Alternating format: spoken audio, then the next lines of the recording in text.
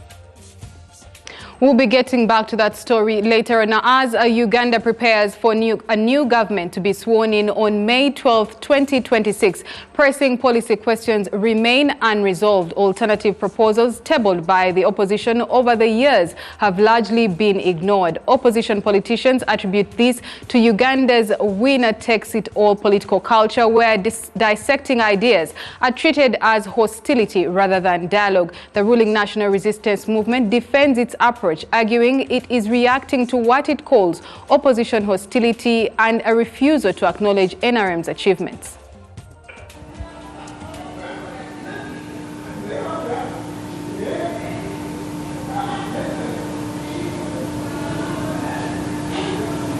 In a short run, it's the opposition political parties that loses. They lose in visibility, they lose in political capital. But in a long run, it's the ordinary citizen that loses. Remember, these policy proposals come with new ideas to improve key sectors like education, infrastructure, health, and fighting corruption. If these proposals don't come to the table for discussions, solutions are not suggested.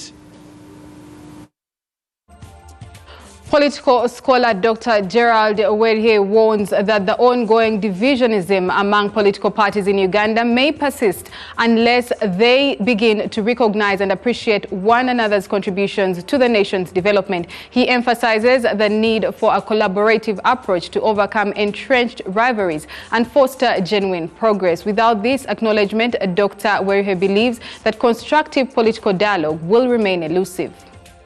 In a democracy, for a sitting government to adopt policies of the opposition as alternative policies, there needs to be an appreciation that the opposition has a role to play in the governance of the country. So once that is appreciated by a sitting government, then it brings the political will. The will that our colleagues on the opposite side of the government are able to make a contribution to the development of the country. So if that will is not generated or it's not bought, then they will be ignored, because one, a sitting government is not obligated to take every alternative policy of the opposition, because when they receive it, they have to evaluate it and see what's going to work and what's not going to work. But for that to work, they need to appreciate the role of the opposition. They need to take interest in doing analysis of alternative policies. Now we go back to our earlier story, where fresh tensions have emerged within Parliament's Legal Affairs Committee over the controversial Sovereignty Bill. A section of MPs on the committee are raising concerns about the handling of key amendments and stakeholder input, alongside unverified claims of strained proceedings and security presence during the committee's retreat in Munyonyo, Kampala. can now see the two chairpersons are now going. They have already made the ruling. They have already passed. And I think we are going to court. Divisions have emerged among members of Parliament on the Legal Affairs Committee over the handling of the controversial sovereignty bill following a retreat held at Speak Resort, Munyonyo. A section of legislators has expressed dissatisfaction with the committee's decision-making process, particularly on how proposed amendments were handled. The concerns center on key clauses in the bill, including definitions of a foreigner, provisions on agents of foreign entities, and sections relating to political activity. The definition of a foreigner. Because from the original bill, it says any Ugandan who is not residing in Uganda is termed as a foreigner. And then members wanted to discuss that and say, please, that clause is so bad.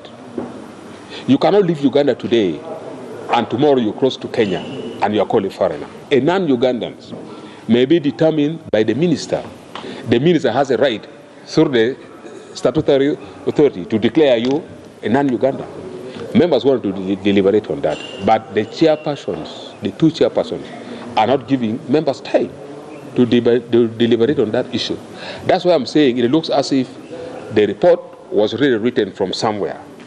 We are now here in Munyonyo as rubber stamping. Some MPs argue that recommendations collected from over 50 stakeholders during consultations were not adequately reflected in the final position of the committee. There are also allegations that the discussions became highly contentious, with claims of chaos, heightened tensions during the retreat, which led to security personnel being deployed in response to the situation. Members tried to resist, and I'm telling you, a few minutes before your arrival, the members were about to exchange blows in the house. So there was chaos. People were so rowdy. In fact, the house was so chaotic. That is why you are now seeing all the security personnel. And the chairperson had to call the security personnel. You can now see the heavy deployment. The UPDF are here. The police are here. The SFCs have now surrounded us, thinking that something may happen. Yes, almost. Some people were very strong. I mean, we are very strong in argument. Some people are very strong in their chests. Naturally, it would cause somebody to believe that they are about to fight. They didn't fight. They did fight. The committee, however, proceeded to adopt a motion to pass the bill moved by West Budama North East Foxadoy and supported by 24 members with 11 dissenting. Following this development, MPs who oppose the move say they are preparing a minority report to formally document their reservations. We are developing the minority report. For us who are not agreeing with what is going on right now in the committee, we are in the verge of writing the minority report. We shall sit and also present our minority report on the floor of Parliament. And I pray that the Right Honourable Speaker of Parliament should give us time to present the minority report. But other members of the committee have pushed back against the criticism. The Kagoma County MP Brandon Chintu maintains that the process was conducted within the rules and the key stakeholder views were considered, dismissing the allegations as politically motivated. That is completely a lie.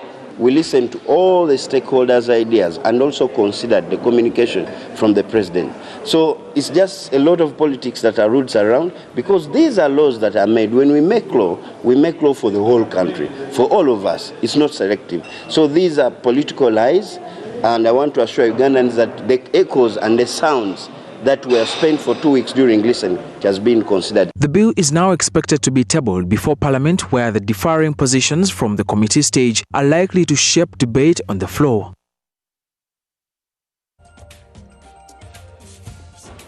The government is in the final stages of harmonizing the protection of the sovereignty bill. The government chief whip Hamson Obua says cabinet will meet on Monday to conclude the harmonization process ahead of the bill's second and third readings in Parliament on Tuesday. Obua defended the bill as a well-intentioned bill, saying the interests of Ugandans are at its core and the public should not be alarmed. All of you fellow citizens, you have seen the strategic guidance of His Excellency the President, where he has said, don't do this, do this. His letter is full of do's and don'ts.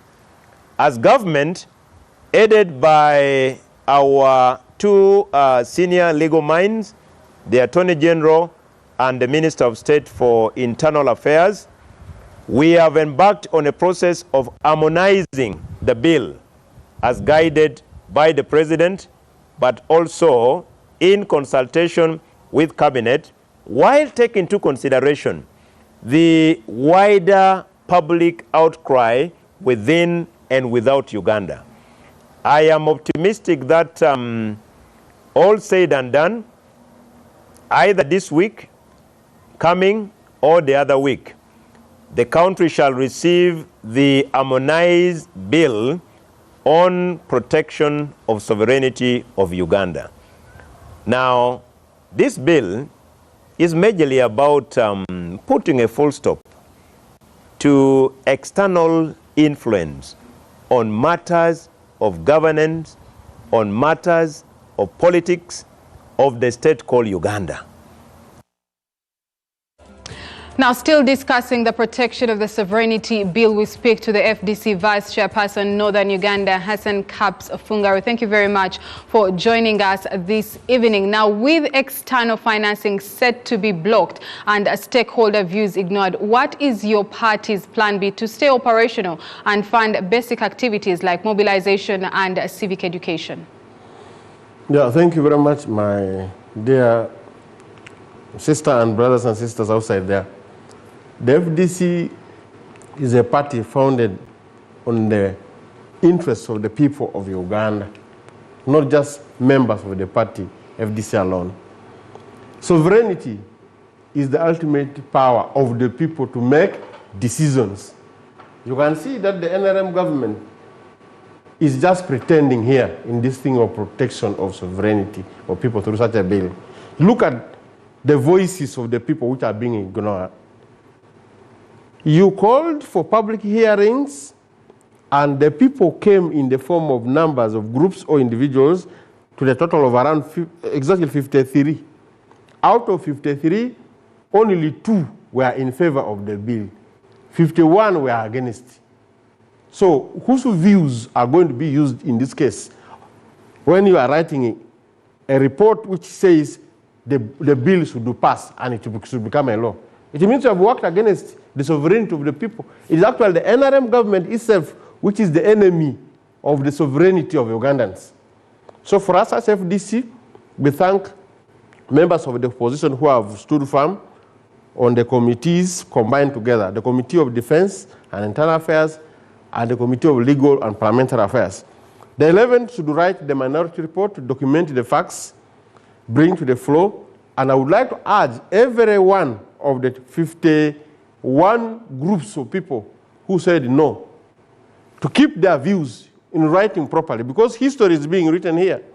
All these things, what you said, go and see, measure against what is produced as the final position of the bill. You will even see, compare and contrast whether or not your views have been incorporated there. Ugandans must understand that the NRM government is not taking the technical, religious, academic, and the other views into consideration. Look at the views given by the governor, Bank of Uganda, the views given by the Financial Intelligence Authority, the views given by academia, views given by religious leaders, views given by civil society organizations. These are not necessarily views of the opposition. If you want to dismiss the opposition, how do you dismiss the academia, which is the bank of knowledge, research, documentation? How do you dismiss the views of the Bank of Uganda? The Bank of Uganda governor is not a member of any political party of the opposition. These would have been the people who should have technically advised you in the process of drafting this. But for us, we take this as a learning moment and a turning point for you people who are from the side of academia, who are from the side of religious leaders, to look at us. Some of the religious leaders actually want to present themselves as appendages of the ruling government, appendages of Museveni. Honorable, because they don't want to listen to the views of the opposition, even they don't give us time to speak to them. Now, see what is happening to you. Honorable, let me just interrupt you there. Speaking about the funding, because it is crucial for the NGOs and political parties. If political parties cannot fundraise abroad or partner with international NGOs, what is the implication of this bill on the multi-party democracy? Definitely, it's going to stifle the mobilization and organization of political parties. It is also going to stifle the way civil society organizations, including human rights bodies, working to protect human rights. It means there's going to be an increase in the rate at which human rights are going to be abused, unchecked in Uganda here. It means there's going to be more corruption, which will go on and on unchecked. The government of President Museveni is the one destroying sovereignty of the people of Uganda by borrowing money from outside. This borrowing of money comes with conditions. There is also the question of money going out of Uganda, not just money coming in Uganda only. You are putting a bill to stop the coming in of money into Uganda. What about the money which is being siphoned out of Uganda? This also undermines the economy of Uganda and therefore the sovereignty of the people of Uganda. Ugandans should wake up and we should look at this matter critically. We shall come down to the people, mobilize the people, and see the way forward together. Talking about the people, Honorable, how do you explain to your members that party branches may shut down, and what alternative exits do you have to keep them engaged? First of all, we need to tighten our belts. The people need to sacrifice them more. We are not going to rely only on money coming from outside. We shall find ways to fundraise locally and sacrifice more locally. We shall call upon Ugandans to do more of innovation, more of creativity, to solve our internal problems within Uganda, not necessarily by going to get money from outside. If the legal way are closed, we should find other alternative measures, which we may not be able to talk about on the media right now. But one way or the other, there will be a solution found to solve this problem. Now, the government says the bill protects sovereignty. Critics call it political strangulation. Where do you draw the line between the national sovereignty and the democratic space? And has that line already been crossed? Look at this. If it was about sovereignty, why should the government look at issues that are targeting fundraisings by groups that are concerned about human rights abuses?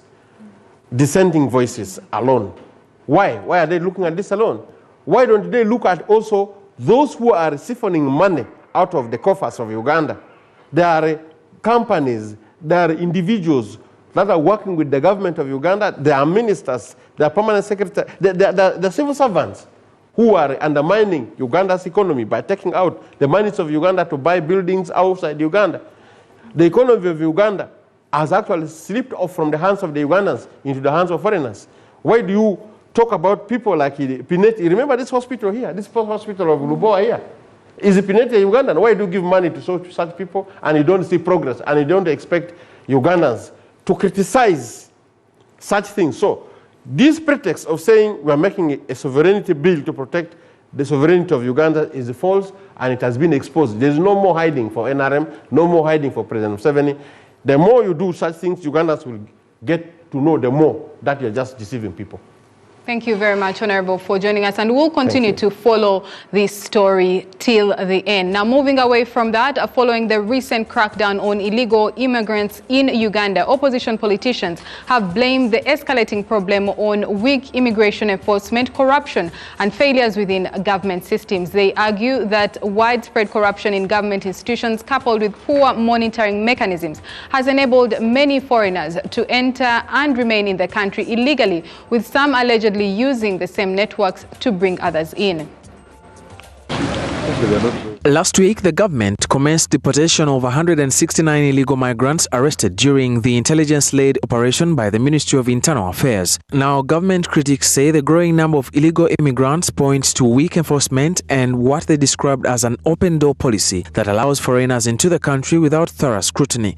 The Shadow Minister for Internal Affairs, Betty Namboza, says the problem is far bigger than the number of people recently arrested. If we are really going for illegal migrants, there are so many of them. I think if we really move to apprehend them, we will end up apprehending up to 10 million people. Some of the suspects are believed to have entered through Entebbe International Airport, raising fresh concerns about the country's immigration systems and screening processes. Namboze, together with Mukono North MP Abdallah Chiwanuka, a former Shadow Minister for Internal Affairs, blame widespread corruption within government institutions for facilitating the illegal stay of some foreigners in Uganda. Corruption, which has penetrated all departments and agencies in this country. even with the Immigration Department of Internal Affairs Ministry, it cannot be exonerated. These very people are helped and assisted by the people who work in the ministry. They can settle here. First of all, in Uganda, you have to deal with corruption, immigration itself, and then securing of our borders. The two leaders accused the government of failing to effectively monitor foreigners after entry into the country, saying authorities rarely track whether they leave after expiry of their permits or the activities they engage in while in Uganda. As here in Uganda, once the people land at the airport and they exit from the airport, the rest, you can find them in Gulu, you can find them in trading, you can find them on the streets trading. They become vendors. We lack that policy, how to treat people who come here.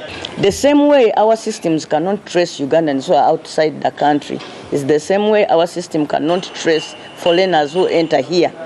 And two, people are supposed to be in camps, refugee camps. The refugee camps are no longer operating. Even in some places, like in my own constituency in Mukono, in the church at Seta, St. Luke to be specific, we have a special service for Sudanese. Namboze also alleges that some illegal immigrants could be benefiting from protection by powerful individuals, arguing that a fully enforced immigration system would uncover far more cases. The opposition leaders further argue that weak laws and poor enforcement continue to attract foreigners seeking to exploit loopholes within Uganda's systems. We have made Uganda an all-men's land. Anybody can come here and stay. Everybody is welcome, even without knowing the intentions of that person. Wherever there are problems of war in Congo, everywhere in Central African Republic, in Ghana, in Nigeria, they are all here. So the whole world knows that wherever you have a problem, you can easily go and settle in Uganda. Authorities say some of those arrested are illegally involved in fraudulent activities, while others reportedly pose as religious preachers. The opposition leaders now warn that unless the government strengthens immigration systems and enforcement mechanisms, the problem could continue escalating. The Ministry of Internal Affairs has dismissed claims that corruption is fueling the growing presence of migrants in Uganda, insisting that many of those visible on the streets are legally recognized refugees protected under the international and domestic laws. The ministry's spokesperson, Simon Munde, says Uganda cannot deport refugees, emphasizing that authorities remain committed to enforcing immigration controls and dealing fairly with individuals found to be in the country illegally. When you move on the streets of Kampala, you will see these people because there are about 2 million of them. Now, as the immigration, we cannot, the law does not allow us, UNHCR cannot allow us arrest these people and then deport them. Once they come to us as refugees, we are supposed to protect them. But also, more importantly, these people, when they come here, the law does not refuse them to survive on doing businesses here and there. And now, because the law doesn't refuse them, we are constrained as immigration to go look for them, those who are operating small businesses. These people come into the country legally using their passports and using visas. We call these visas tourist visas. They come in as visitors. They come in as tourists. So upon entering here, now the status changes. We are going to do as much as possible as immigration to ensure that we harvest these people. Now, it is not true that the people connive with immigration. Never. I want the shadow minister to just point to one case where one individual of those groups is working with any of our officers. We also do speak to our reporter Adam Mambala, who has been following this story. Adam, if corruption and weak systems let illegal immigrants in, will a crackdown fix the problem or just treat the symptoms, sorry?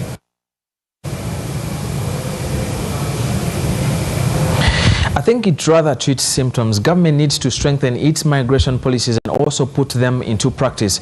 But not all hope is lost. Government recently, through the Ministry of Internal Affairs, launched the National Migration Policy of 2025 to streamline migration and mobility. Government needs to be strict on this to avoid what we see in countries like South Africa. More to come, brought to you by blended pure vegetable cooking oil, second best to a mother's love. Now, when we come back, we'll be looking at the Minister of Works and Transport together with his Science, Technology and Innovation counterpart, Dr. Munika Musenero, that have launched the new e-bus. That story will be coming up after the break. Live at 9 takes a short break, and we'll be back with more stories.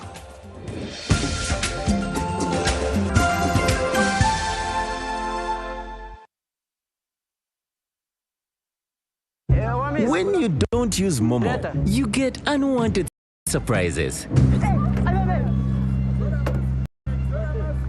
Save yourself from unwanted surprises. Use the Momo app or dial *165*3# to pay and enjoy zero charges below 5K. That's the power of Momo.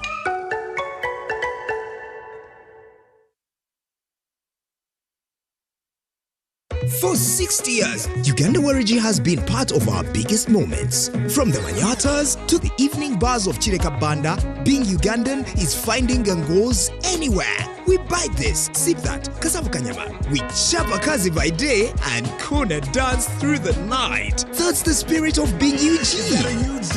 Yes, it is! Well, if it's UG, let's go cheers! Uganda Warigi, the spirit that binds us. Weekend yetu sina yeto inagafumba. You got Glovo. Oinacheweta gamukatale tofayo. You got Glovo.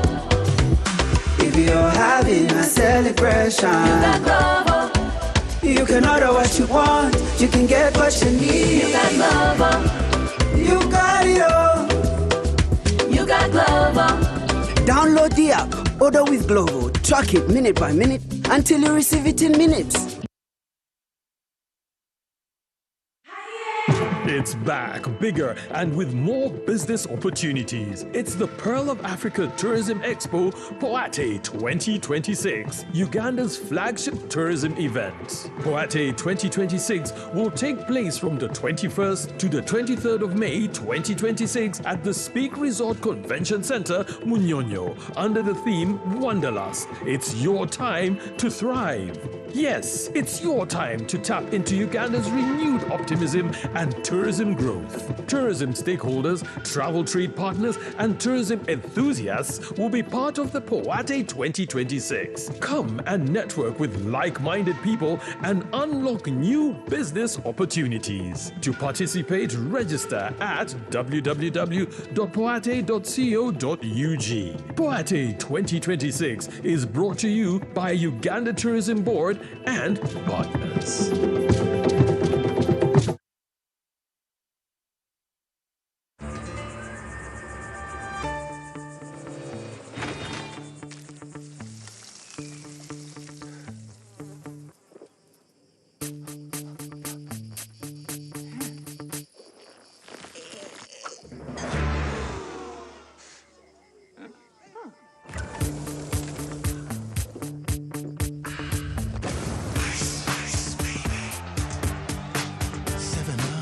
Super duper refresher.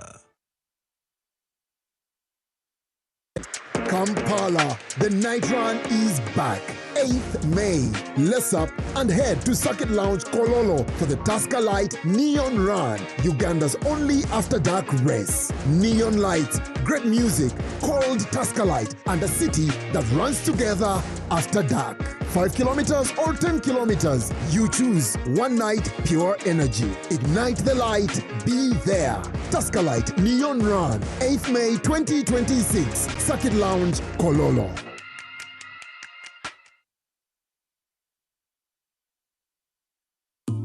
Cooking all that makes food sweet. Tastes so good like mama's keys. Sweet Tamasana, yeah. Stir gold, it's the oil you need for a tasty meal to live a healthy life. Stir gold.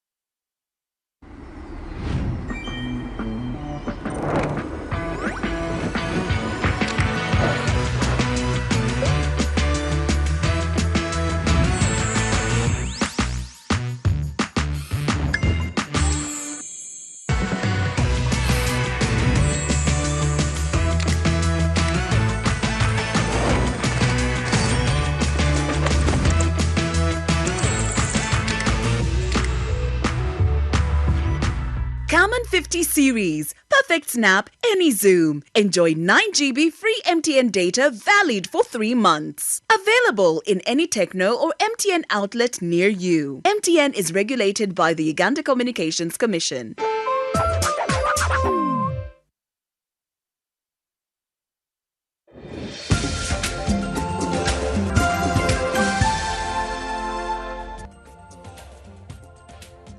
Welcome back. In other stories, the Minister of Works and Transport, General Edward Katumba Wamala, together with his science and technology as well as innovation counterpart, Dr. Monica Msenero, have launched the new E-Bus Express electric buses that are set to operate on Kampala city roads. According to officials, the 8 buses will be deployed depending on commuter demand within the city. The launch of the E-Bus Express marks a significant step towards a cleaner, smarter and more organized public transport system.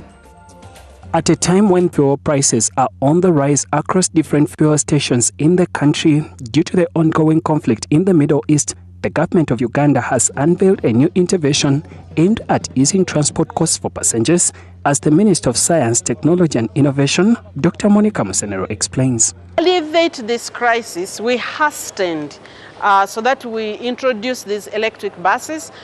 They are not going to be affected by fuel because they are electric. We charge them using our hydropower, and the prices are really very, very fair, and they are around, I think, it's the cheapest transport that you can find. Dr. Msenero also explained the operational model that will guide the rollout of these buses and how government intends to avoid the mistakes that led to the collapse of the earlier public transportation systems such as Pioneer Easy Bus and others. So we have mobilized the transport ecosystem, the transport players, and we have decided to introduce. So the buses started plying specific routes as we study the market. The numbers of buses are going to grow based on the demand.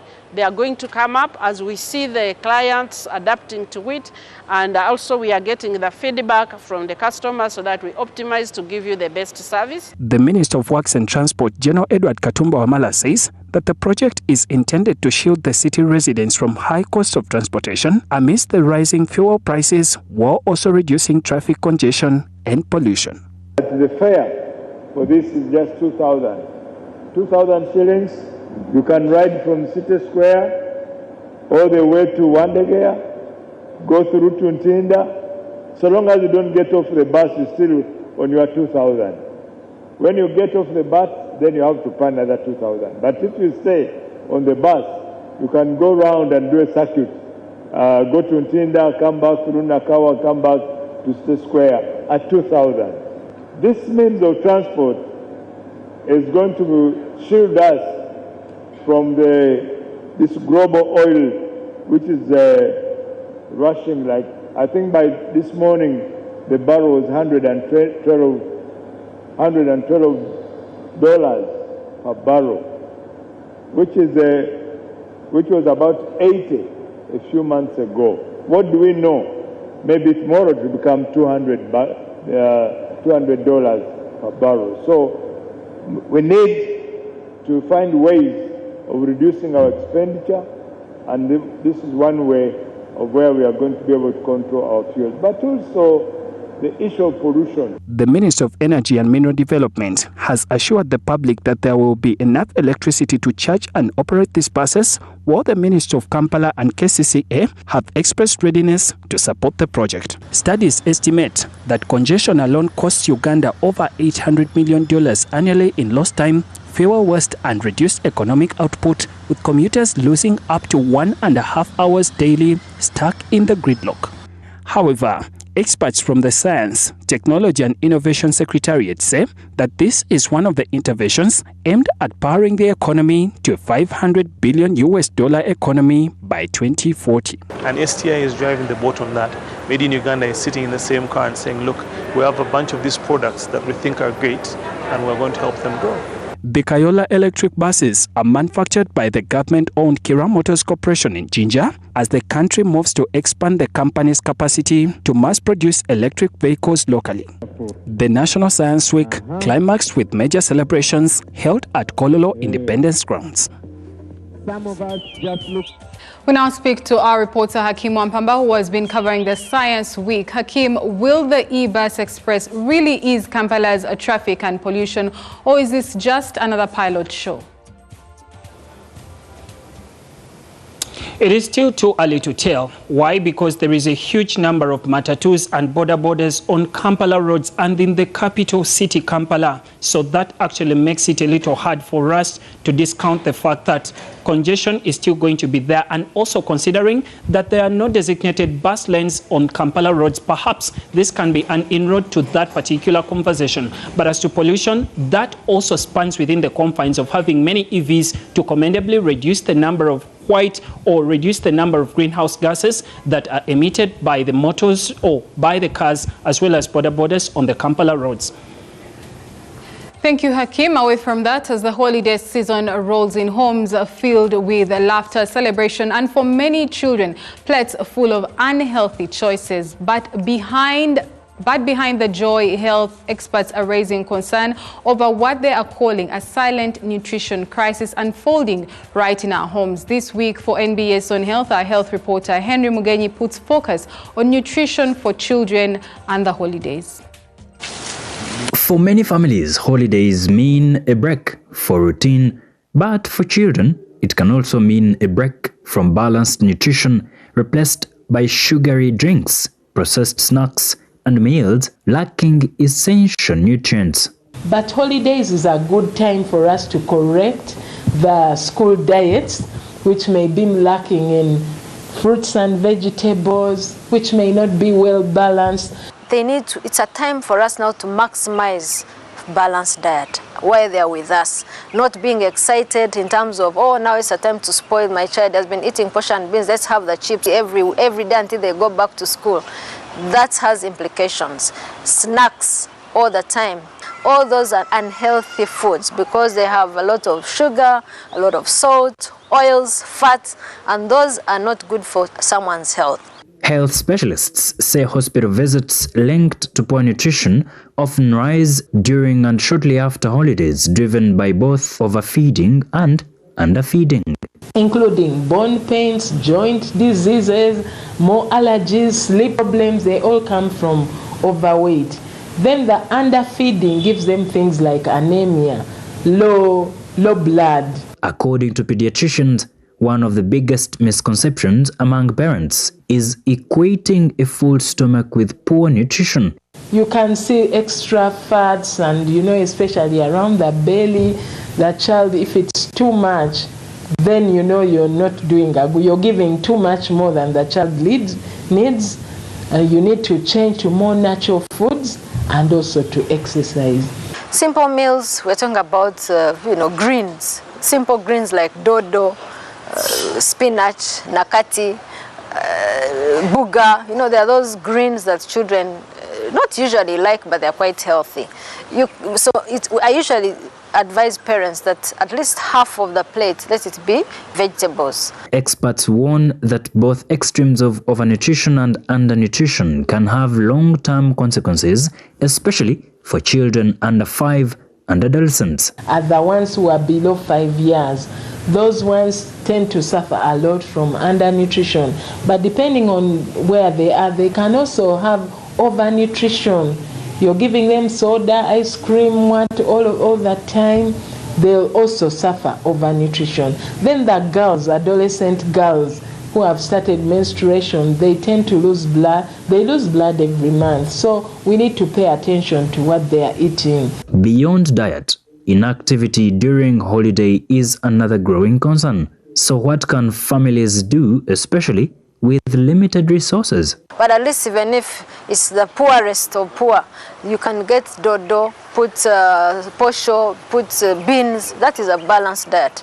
Not just a lot of posho and beans or a lot of meat and rice without any green or vegetable. So a good diet goes with exercise because what goes in needs to be used by the body.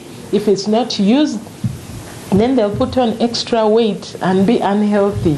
Parents are also urged to watch for warning signs of rapid weight gain, unusual thinness, or lack of energy. They further note that what children eat today shapes their future.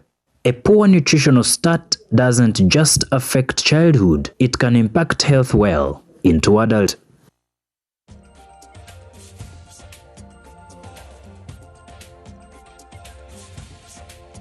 The Minister of State for ICT and National Guidance, Godfrey Kabyanga, says despite a contrary belief within the Uganda media sector that press freedom is limited, Uganda enjoys a free press, especially following the liberalization of the sector. Kabyanga made the remarks while presiding over an event commemorating World Press Freedom Day in Kampala. Organized by the Uganda Media Sector Working Group in conjunction with the Media Council of Uganda and the Uganda Human Rights Commission, the press freedom celebrations began with a commemorative walk through the streets of Kampala. That this country respects freedom of press, and we shall continue respecting it. While speaking at the event, the Minister of State for ICT and National Guidance, Godfrey Kabyanga, noted that although there is a popular perception that Uganda's press is not free, the government has created a conducive environment for media operations. I wish you people know what we go through on talk shows. Talk shows. Someone even calls you, you come, we want to roast you today, as if you are genius, eh? The whole minister, they call you to roast you. And we appear. The minister also decried the increasing misuse of artificial intelligence tools by some media practitioners to spread fake news, at times knowingly, but often unknowingly. Some people are not even now looking for news. They are just using AI to look for news. I'm telling you, AI. You just go to AI and you get the news and you start publishing. We are coming back with now a better law because we are amalgamating all the communication laws into one. We are coming up with the National Communication Bill. All those Computer Misuse Act, UCC Act, Media Council Act, we are now amalgamating all of them to make one law because we have realized that in this technological era, things are changing very fast. The acting chairperson of the Uganda Human Rights Commission, Lamex Omara Apita, appealed to all stakeholders to play their role in upholding quality journalism and protecting journalists. Be a call to action for all of us, policymakers, security agencies, media practitioners and citizens to play our respective roles in upholding this fundamental right. Media practitioners and journalists in attendance criticized poor pay and remuneration, calling for strict repercussions for non-compliant media houses and owners. Some media houses pay little money, but at least those ones can pay. But we have some media houses. Those media houses rarely pay their journalists. Someone takes more than 6 months or 8, some even go up to 10 months without paying them. It's very dangerous. Exposes journalists to potential buying if they don't have a financial economic confidence and backing to be able to stand for truth. It needs to be fixed. At the event, journalists and institutions were recognized for excellence in their work. These included Shira Kawamara, who was awarded for her coverage of the Rwanda genocide, and the Media Challenge Initiative for promoting solutions journalism. John Muto Onapilaju was conferred with the Journalism Lifetime Achievement Award for his outstanding courage, contribution and resilience in documenting the 1986 to 2006 civil war in northern Uganda. A major agricultural transformation campaign aimed at raising over 80 million coffee and cocoa seedlings has been launched in Bukedi sub-region in what leaders describe as a bold step towards ending household poverty. The campaign, dubbed the National Chibalo Campaign Awareness Drive, was officially launched in Budaka district by the Vice President Jessica Alupo, who also injected millions of shillings into the 5-year initiative. coffee and cocoa have now been identified as the new cash crops expected to revive Bukedi's economy following the collapse of cotton growing, once the region's economic backbone. Decades, many families in Bukedi have depended heavily on maize and cassava for both food and income. Leaders say the continued reliance on low-income crops has greatly contributed to persistent poverty in the sub-region. But now Bukedi leaders believe coffee and cocoa farming could become the game changer. To kickstart the agenda, the Bukedi Leaders Forum unveiled the ambitious seedling campaign during a colorful event attended by hundreds of farmers and leaders from 7 districts that make up Bukedi. While presiding over the launch, Vice President Jessica Alupo applauded the initiators of the project and called on the Ministry of Agriculture to ensure farmers receive the necessary support from planting up to harvest. People just handle the harvest in a subsistence way, and you're handling that. So you help us as we bring high-value crops which are of very, very strong relevance to our people joining the money economy. They should be preserved from the time of planting up to the time of harvest. Alupo said the project has potential to transform Bukedi economically through industrialization and job creation. When we produce those so many million bags, it means that we shall need to establish factories, we shall need to establish industries to process that coffee and that cocoa for external market. The launch comes as officials from the Ministry of Agriculture confirm that scientific studies indicate Bukedi's soils are highly fertile and suitable for coffee production. Coffee can be produced in the Bukedi region, it can be produced in Teso region, it can be produced in northern Uganda. The government of Uganda has already done deliberate efforts in northern Uganda where the coffee planting has been successful, and up to now, the deliberate action is still taking place. According to Kay Musia, coffee farming offers far greater financial returns compared to traditional crops currently grown in the region. You'll find that you're earning 16 to 18 million from an acre, and that is the net income. Who does not want to get that money? To sustain the initiative, leaders also launched the annual Bukedi Coffee Run, which will help raise funds for seedling production and distribution. We are so privileged that in this time round, we can now be rest assured that we can grow coffee in Bukedi region.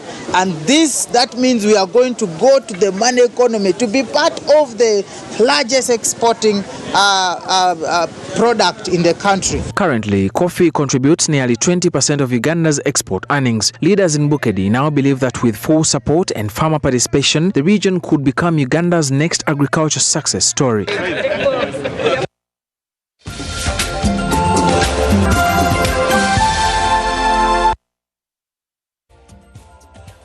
In our top stories tonight, we look at the fresh row in the legal committee over the sovereignty bill as MPs clash, and opposition slams NRM for blocking alternative policies. We also look at government that launches 8 electric buses for Kampala operation to cut pollution on city roads. Those were our top stories for tonight, and Live at 9 takes another short break, and we'll be back with more stories.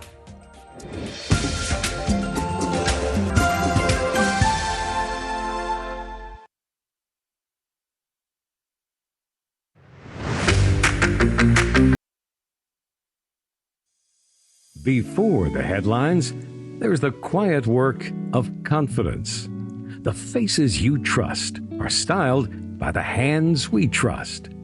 Because beauty isn't just seen, it's felt. Alaya Hair and Beauty, the choice behind the spotlight. Redefining beauty, one face at a time.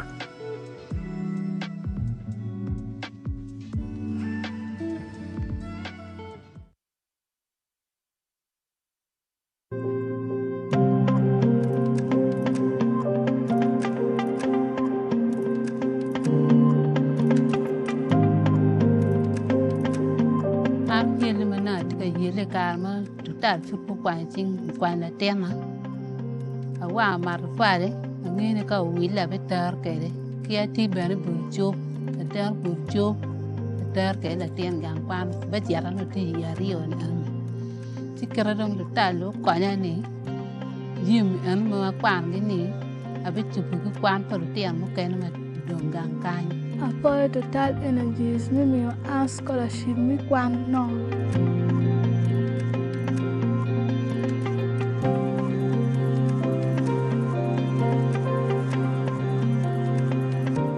situation wasn't really easy. Raising the school fees was a very big issue to us.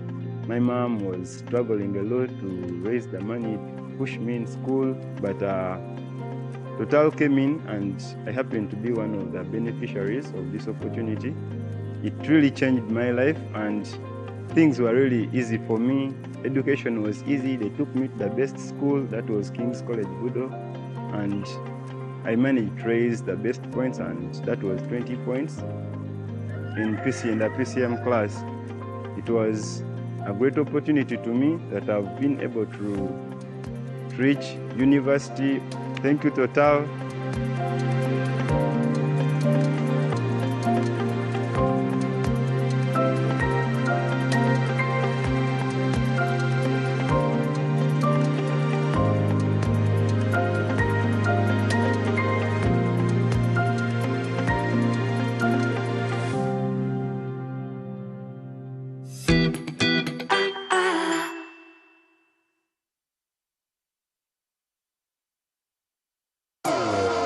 New Tusker Premium Cider.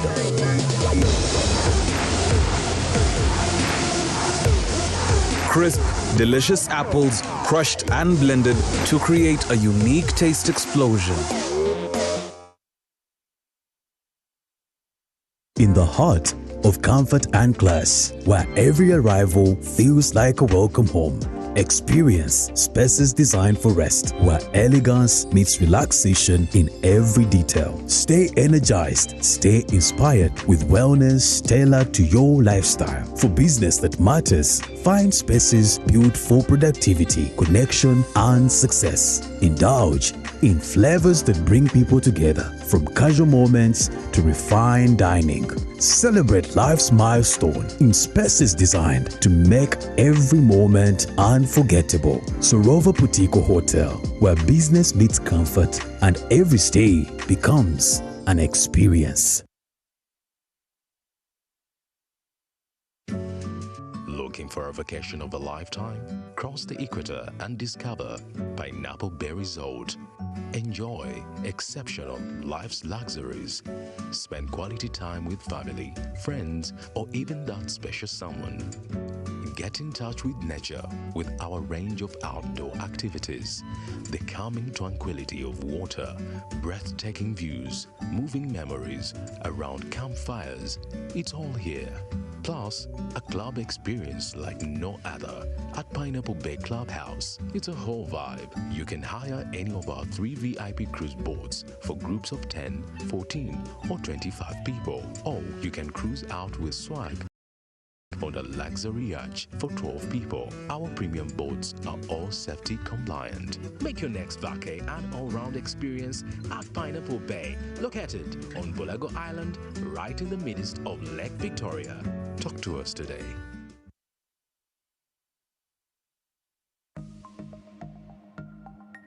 Better study tips. Scammers love posing as officials from banks or government agencies. Never share sensitive information with unsolicited callers. Hang up, find the official contact and verify their identity first.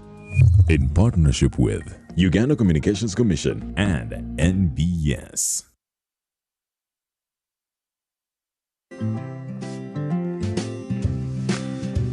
Did you know? Brought to you by Fake spare parts can be deceiving. They seem cheaper, they seem good enough, they get you moving for now. But what you don't see is the hidden cost, damage to your car, endless repairs, wasted time off the road, and potential risk to lives. In the long run, fake parts cost you more. Choose genuine parts from any CFA or mobility location countrywide. Did you know? Brought to you by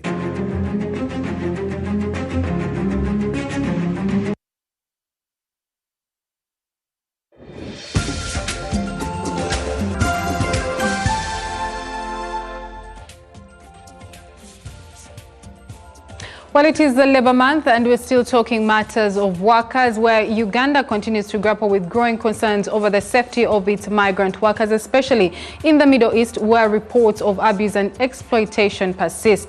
While the government insists labour externalization offers economic opportunity, officials admit the risks in the sector. The Permanent Secretary in the Ministry of Gender, Labour and Social Development, Agre David Chibenge, says thousands of Ugandans, many of them young women working as domestic workers, remain vulnerable, particularly those who bypass official channels. This and more in the following interview.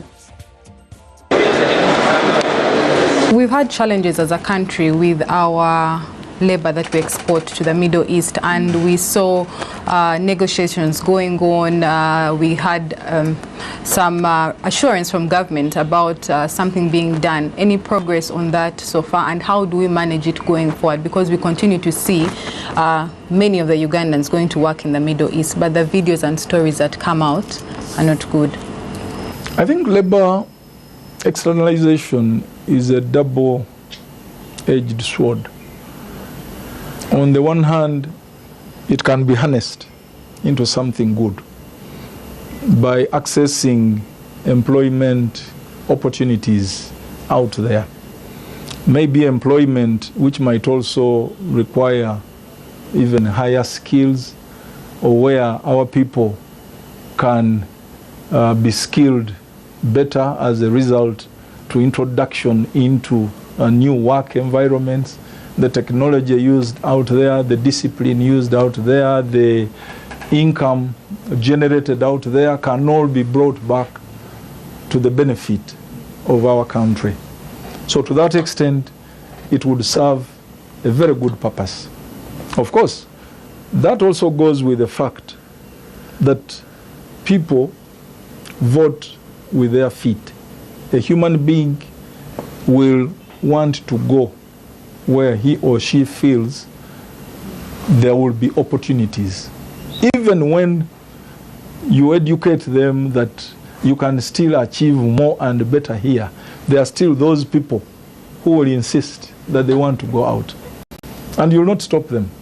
So all we think we should be doing, and we are trying to do, is to regulate that movement, so that when these people go, they move in an orderly, in a safe manner, which does not put their lives at risk. And that's why we have put in place regulations and systems that govern labor externalization. But human nature is such that even when you have put in place those clear systems, there are quite a number of them who sneak out. And those who go on their own will many times go because they have already somebody the other side.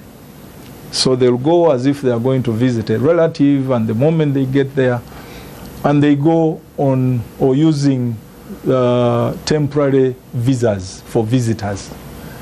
And some of them, when these visas expire and they are not willing to come back, they stay there. And then they find themselves colliding with the law that side. So there are quite a number of young people. Yes, it's true, there are those who have cleared through licensed companies. But there was a ministry, apart from maybe a few countries, all the people that we clear as migrant workers are cleared in response to an order from the other side, a job order, what we call a job order. Those job orders are conveyed through our embassies. They come here. When they get to us here, we give the orders to the licensed companies, and we say, so and so, for company X across wants 100 workers. Either they are guards. Unfortunately for the Middle East, the biggest percentage of the people they normally require are domestic workers. And that's the reason many of the girls you see traveling are domestic workers. 90% of the migrant workers you see cleared through these licensed companies are domestic workers and are girls.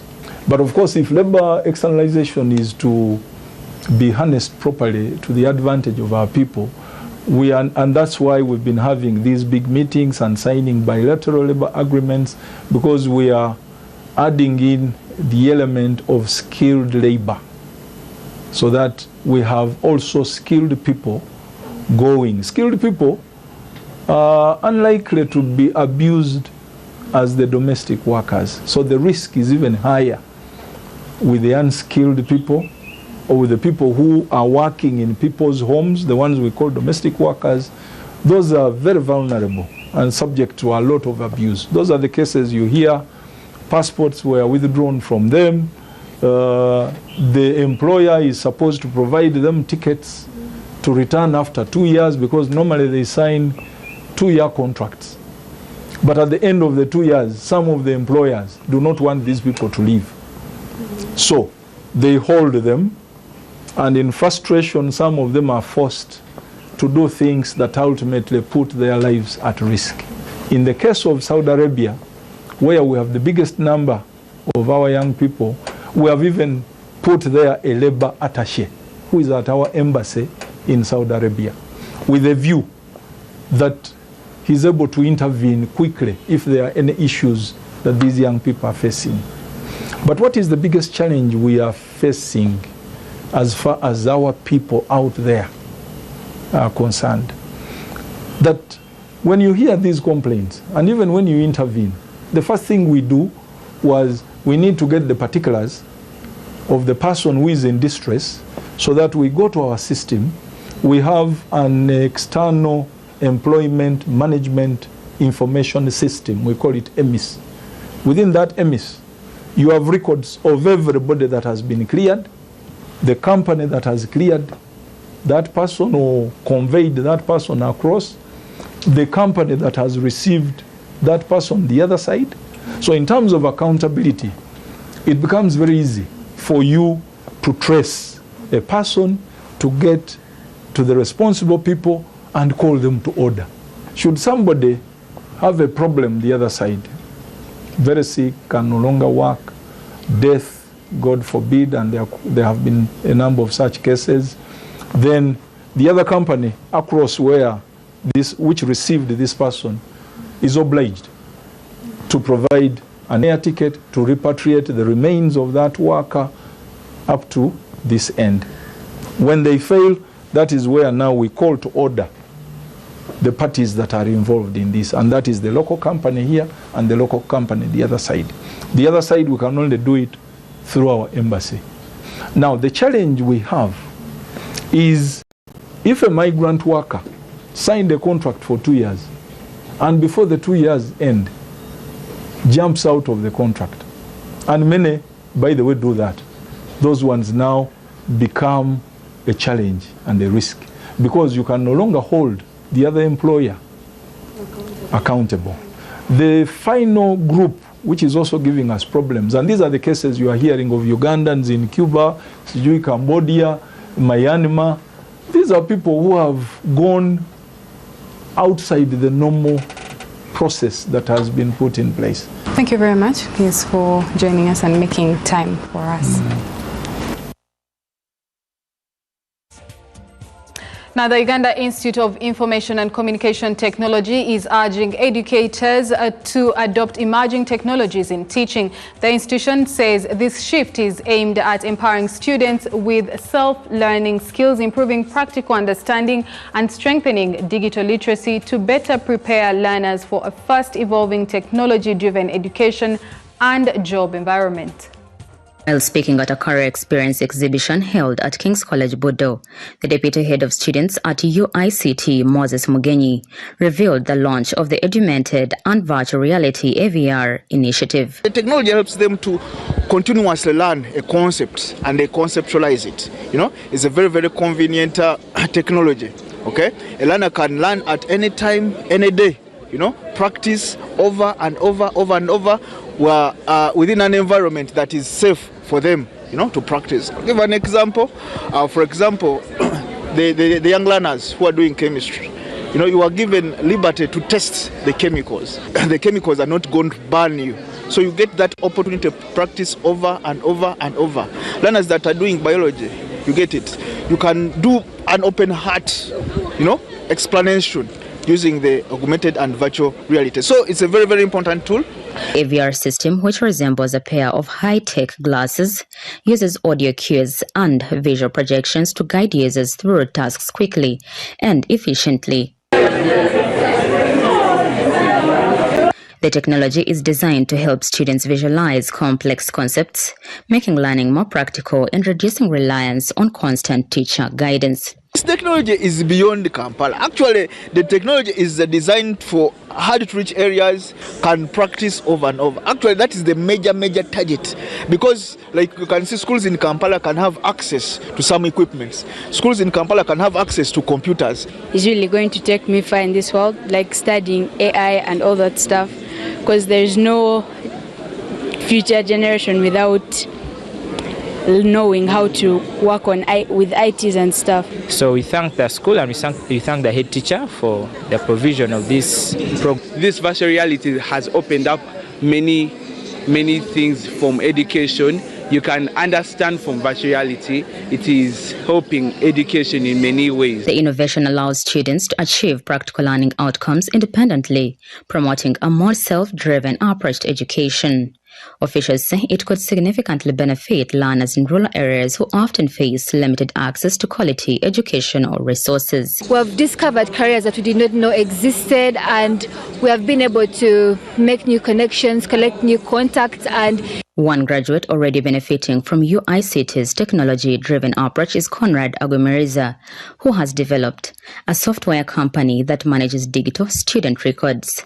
He says the system enables graduates to easily access academic credentials and library resources nationwide through digital student cards, adding that UICT provided the foundation for his innovation. Basically, through this project, like I said, you have met various people. We end up getting a chance to have an opportunity to travel to Japan and still share and learn and indulge in these spaces. While in Japan, we're able to realize that there are things that people are doing out there and we can still do them right here.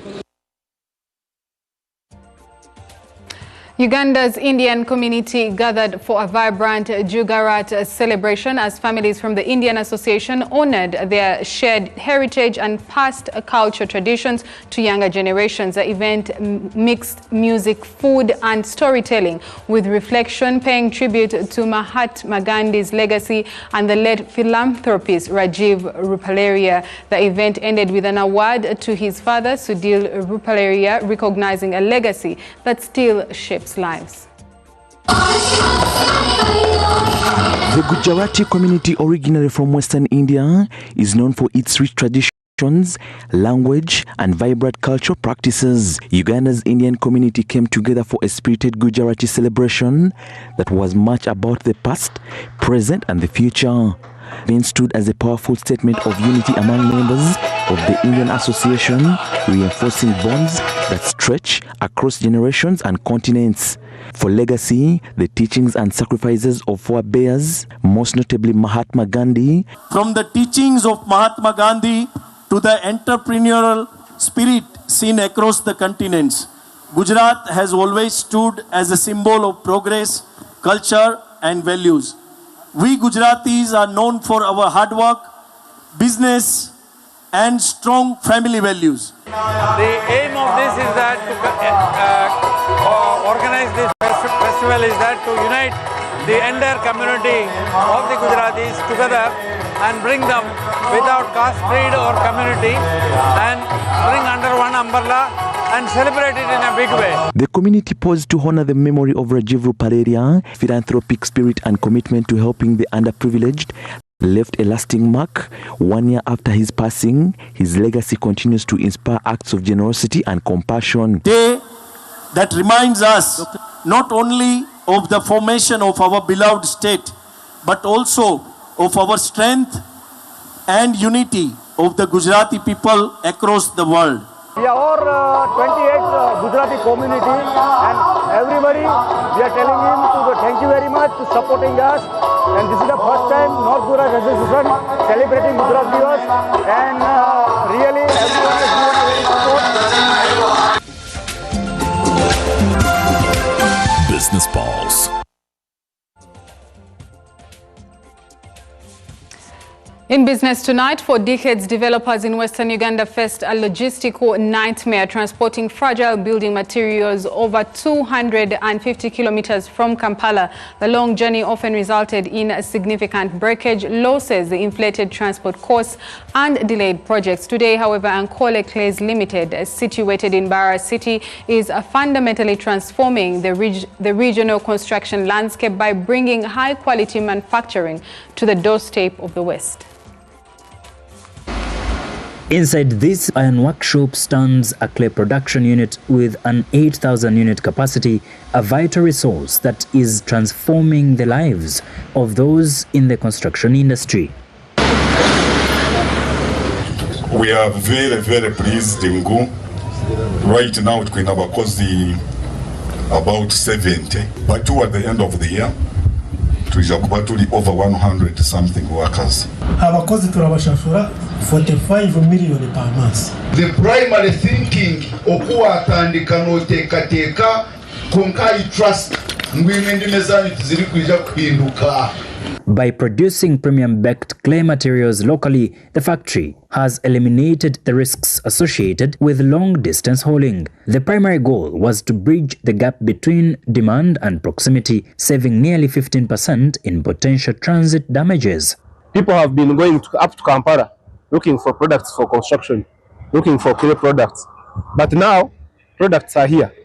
So you don't need to wake up in the morning, then travel the whole day going to Kampala to look for products. Beyond the construction site, the establishment of the factory has served as a catalyst for socio-economic transformation, attracting hundreds of employment opportunities ranging from skilled engineering roles to essential labor positions, providing a steady income for local families. That company has created employment opportunities, and also on the side of security, it has removed those people who are meandering around the street, those young people committing crimes, which on the side of security has helped us. Local leaders say with stabilizing security in the region, the factory has created jobs for the youth and increased human activity and lighting in previously secluded areas. According to Engineer Tsasirwe, the transformation from raw earth to durable building blocks is a precise multi-stage scientific process. From the quarry,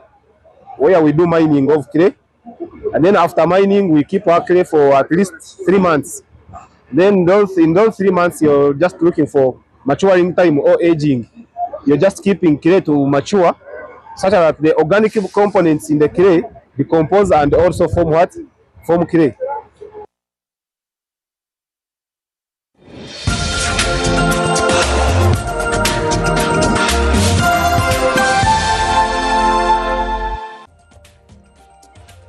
In sport, following his recent achievement in the National Boxing Open Championship, Abdul Aliza has been recognized by his school administration for the success. The Senior 3 student at Kakungulu Memorial SS bagged silver in the competition that he presented to the school's admiration.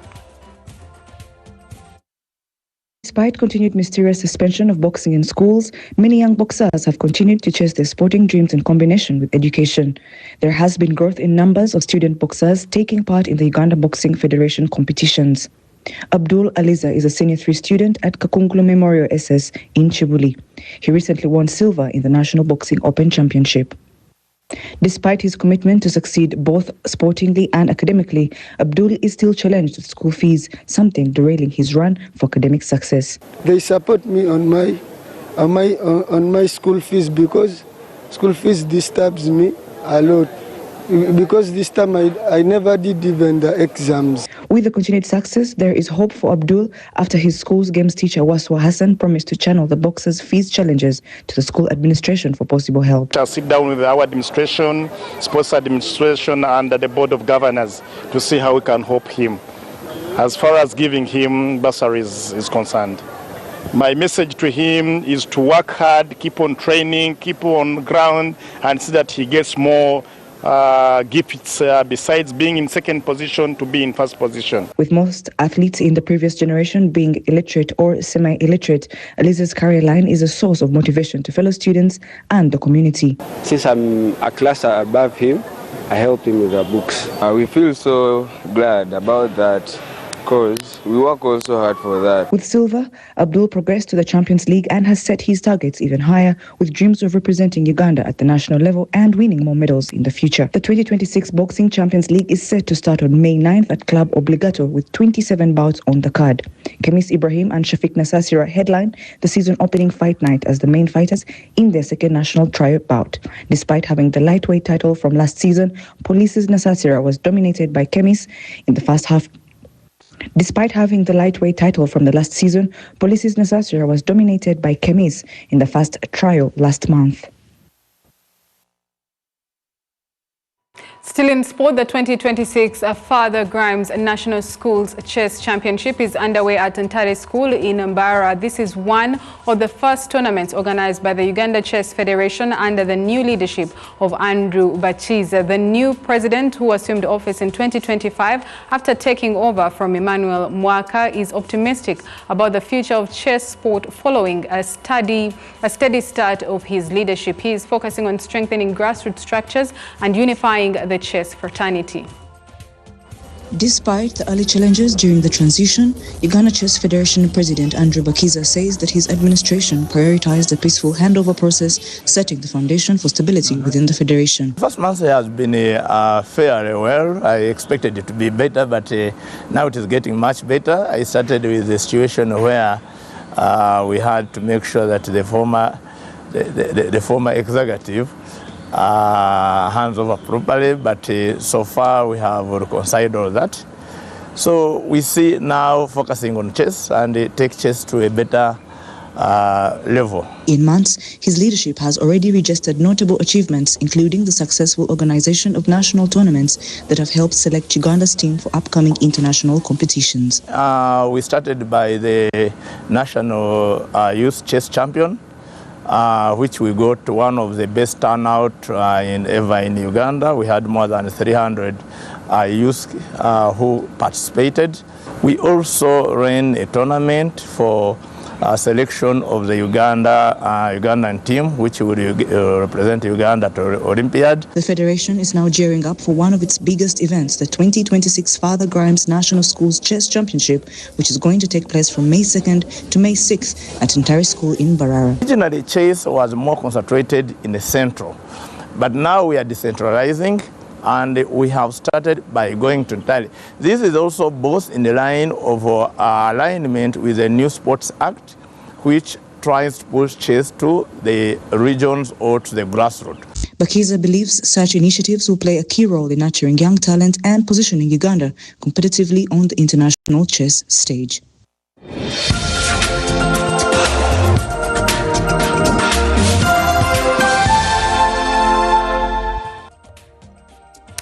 Well, that is it for Live at 9 tonight from me and the team. It's good night and enjoy the rest of the week.